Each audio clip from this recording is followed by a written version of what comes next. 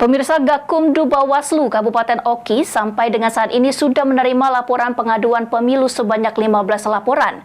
6 diantaranya sudah diproses.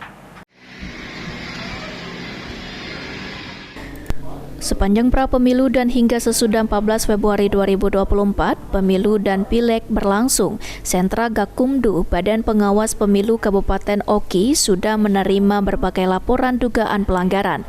Beberapa laporan tersebut masih dalam proses pengembangan informasi awal dan sebagai masih melengkapi bukti untuk bisa ditindaklanjuti.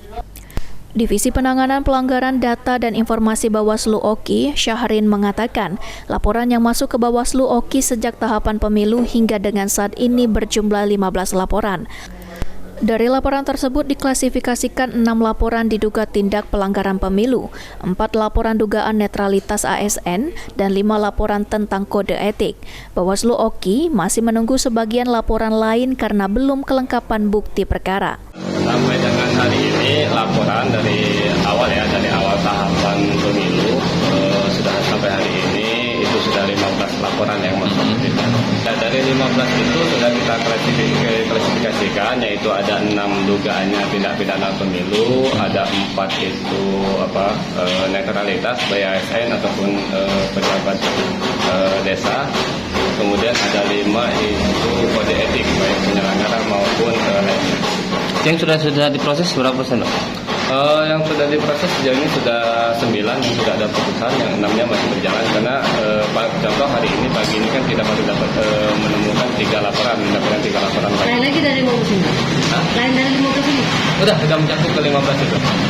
Yang putusan 9 itu apa, Pak, putusannya? Salah satu contoh. Ada itu terkait tentang etik sudah ada keluar putusan, ada juga yang sudah kita rekomendasikan, namun setelah kita rekomendasikan itu ternyata tidak.